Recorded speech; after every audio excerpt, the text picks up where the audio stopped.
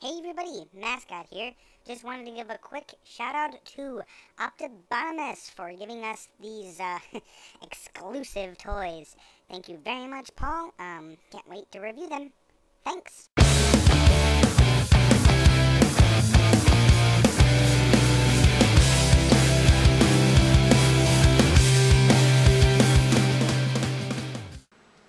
Hey everybody, Optimus Prime here, back with a Transformers review, and today we have goodies from San Diego.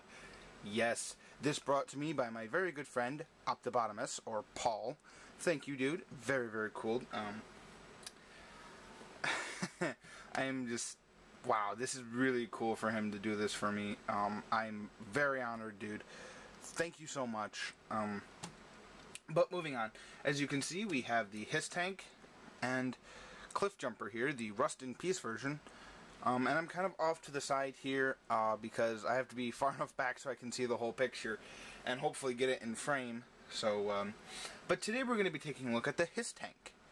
So let's move everyone out of the way here and we'll get right down to it. And starting things off today, we're going to be taking a look at the packaging, or at least this point. So here we go, we'll get this out of here. As you see, a very nice box, got the San Diego Comic-Con little holographic thing down there. This box is huge. Setting that there, let me just I mean, I can't even, oops, knocked him over. I can't even get the whole thing in the frame. As you can see back there, it is, here, let me get that, whoops. That is the NECA RoboCop figure. And here, yeah, come here, you. Is MP01. Wow. Holy cow, this thing is huge. But while I have MP01 here, let me go ahead and bring in the HISS Tank. I really do like the way that these two scale up together. Let me zooming in. Here, can I do it this way? Ah, I can. But you see, this is really, zoom out a little bit, really, come on, back out, thank you, really how they should scale in terms of full, this is an Autobot and this is a Decepticon kind of thing going on here. Now the humans are definitely, well, I don't know if I'd say they're out of scale too bad. I don't know, they're not bad out of scale. Certainly better than the Spike that comes with him, MP10, MP10, whatever. So I do like the scale on this guy, on the HISS Tank itself, but that box is huge. We'll get MP10 out of the way here. Where am I gonna? There you go, right there. And back to the packaging. As I said, this thing is huge. As you see here, it kind of reminds me, and I think this is what it's supposed to be, as a comic book, like a comic book cover, which is very cool. You see the Bat soldiers there, Bat soldiers. Shockwave here as the HISS Tank. Then Desteron, or his name is actually Destero, but I find it very interesting that they call him Destero, and the Japanese name for the Decepticons is Desteron. So just call him Desteron. And then you can see Shockwave there, coming up to the top. You see G.I. Joe Transformers, and I believe that's Snake Eyes over there, but I'm again not entirely sure. I don't watch this. Ages 5 and up, people. Ages 5 and up. G.I. Joe Transformers together in one awesome vehicle. And then down here, look at the very fine print you can't actually read, but it says some assembly required, no tools needed, product does not convert. Now, I'm completely with Optibotimus, at least I think it was Optibotimus, that said it would be awesome if like a third party could come along and somehow make a transformed version of Shockwave, much like we see him here as the HISS Tank. But, going on to the side here, we've got dual attack modes, spinning Gatling guns, and the Shockwave HISS Tank. Moving on to the top, G.I. Joe Transformers, that's all it says. Here to this side, we get some accessories.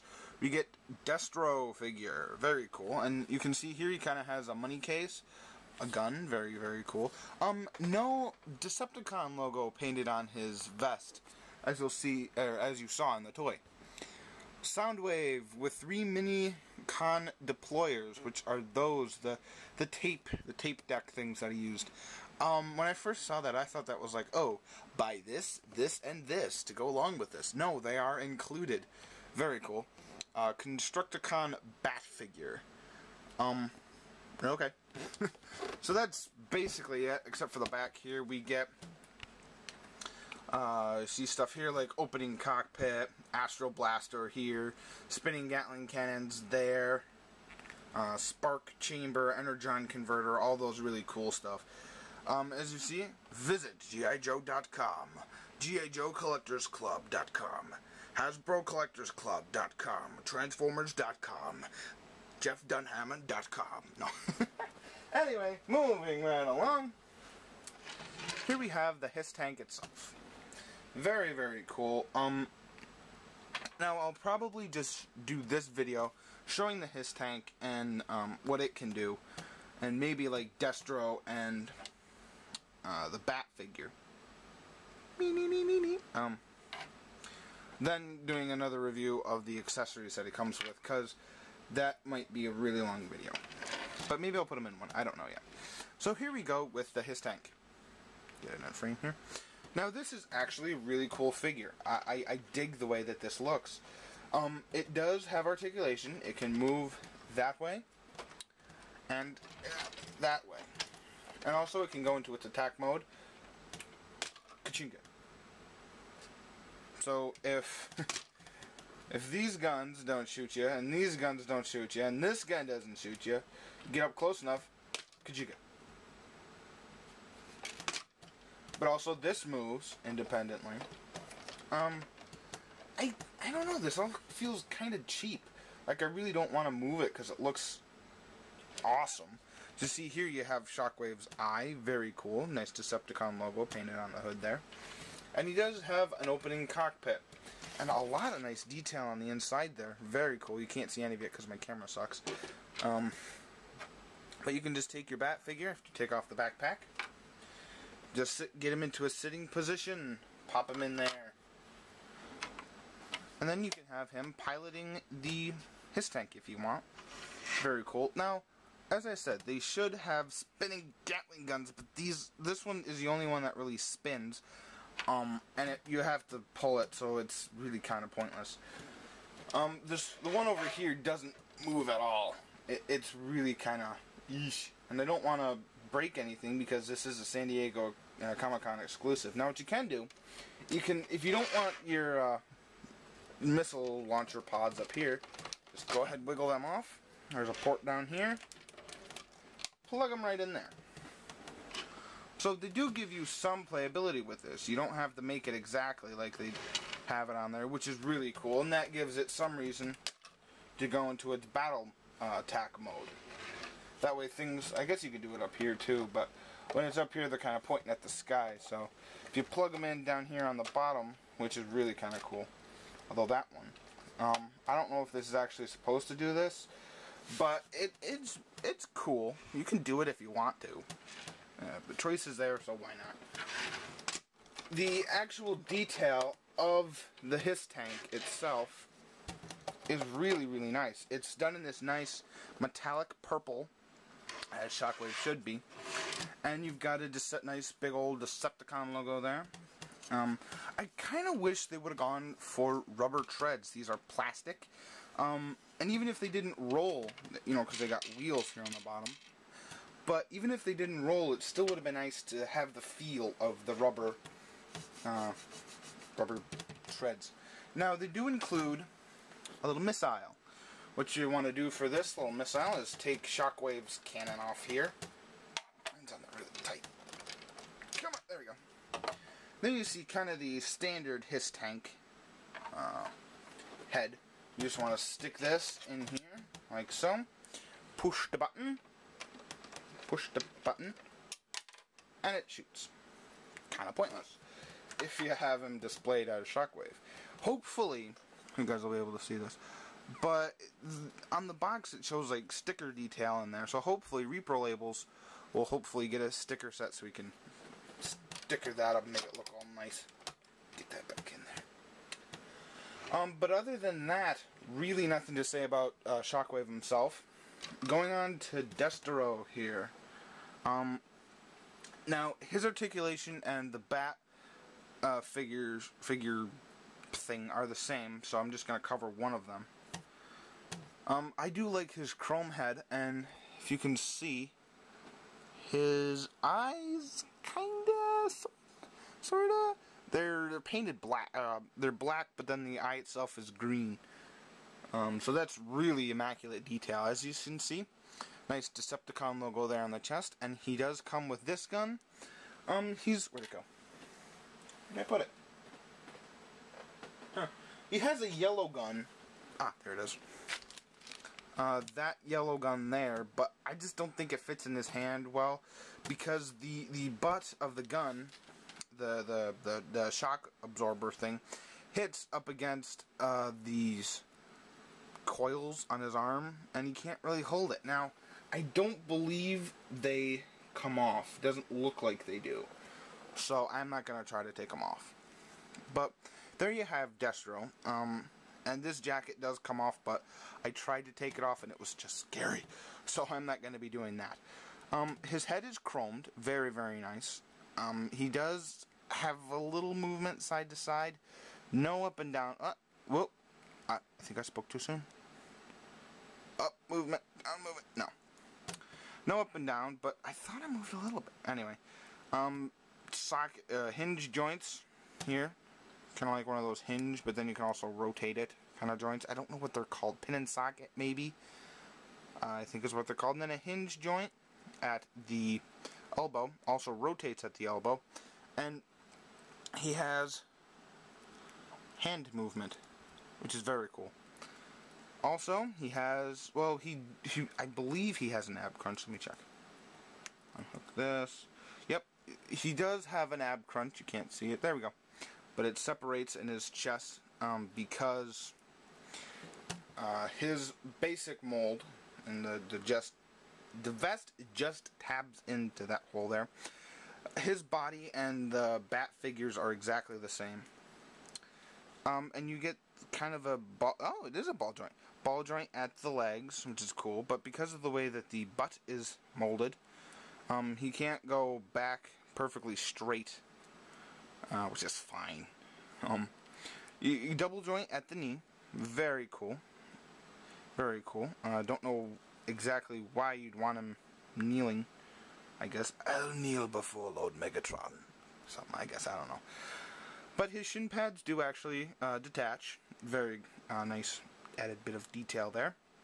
And his feet, can you see that? His feet are on ratchet joints, I guess. Well, the bat's was on a ratchet joint, but his are just kind of on a swivel kind of joint. So, how far are we? 13 minutes? We can do it. Stick him back in there. Coming on to his accessories, as you saw before, he comes with Soundwave. Oh, a little baby Soundwave.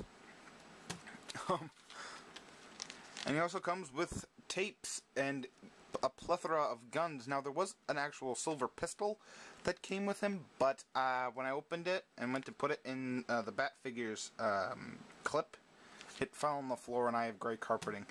Yeah, good luck finding that one. So, I'll probably find it and just stick it in this little baggie. But we'll get to that later. Soundwave himself is actually a really, really cool little toy. Doesn't transform or anything, but you can peg him onto the back of a figure, and you can see his legs here, and his head there, and his arms. Very cool, very toy-esque, I guess. A lot of detail put into this. Wow. They actually painted his Decepticon logo. Very cool. So moving on, we have this chest of money that I'm actually not going to open, because mine has this white stress mark. Like this whole joint could just break. So I've shut it, and I'm not going to open it. But you can hear there's monies in there. Very cool. I love how you won't be able to mistake this thing as a Decepticon. You've got Decepticon here, here. And even the Soundwave has a little tiny Decepticon logo. And I don't know if you're supposed to do this, but there's a little hole right there that I just kind of set that peg in, and it kinda. It's like a mounted boombox, I guess. You could be playing like the Imperial March. Do, do, do, do. His briefcase, you know, it's got money in it and you can hold it. Yay. He also comes with 3 Energon cubibles. Okay, I don't really see the reason, but they're there. They each come with, these 2 are kind of more full. Whoop, the one I just knocked out of my hand has a little bit less Energon in it, like it's being filled. And these look kind of full. But you can take that out, and I just think that looks a lot better without the plastic marshmallow bit. So, and as for one last accessory before we get too far here, it comes with this cart. You can just plop them on. Hooray! And as for the bat figure, you can take his arms off and plug these things in. It's a flamethrower, it's a wheel something or other, I don't really know. Then it comes with that drill that you saw in that package, wherever it went. Also comes with that little drill. Now, do I recommend buying the HISS tank? I'm just going to go ahead and put all these accessories in here. Yeah, if you can find it for cheap. I mean, people are going to hate me when I say that, but the HISS tank is really, really cool, but I think, Optibotimus charged, what was it, where'd that go? I've dropped Energon on the floor, people. Oh well, I'll find it. Oh, there it is. He charged, convention price plus 15%. So I think I ended up paying for both, the HISS tank and Cliff, like $75, I think, 78, something like that. So this was by no means cheap. These figures were both very expensive, and on top of that, I had to pay $51 to get it here, which was crazy, crazy shipping. But I didn't care. I'd already bought the figures. I just had to get them here. So, here's Mascot, standing there next to the HISS tank. Now we'll bring in MP101, just for good measure. Stand him in the back. Do I recommend the HISS tank? Of course. Buy it if you want it. I'd say it's only for high class, no, not high class, but high, devoted Transformers and, G.I. Joe fans, because if you're a kid just collecting these, this isn't going to have any value whatsoever. You're going to want the ones that, you know, go from robot to jet to robot again. So, that's it, guys. I've been going on for about 19 minutes here, so this is, wow. Ooh, excuse me. And, yeah, pick it up if you like G.I. Joe and Transformers, and if you have whatever to blow on it. I really don't like to think about how much I put into these guys. I think it comes out to be like 130 something, 100 something, 120 at the least. So that's it, guys. I hope you enjoyed, and thank you for tuning in. This has been Optimus Prime. I'll talk to you later.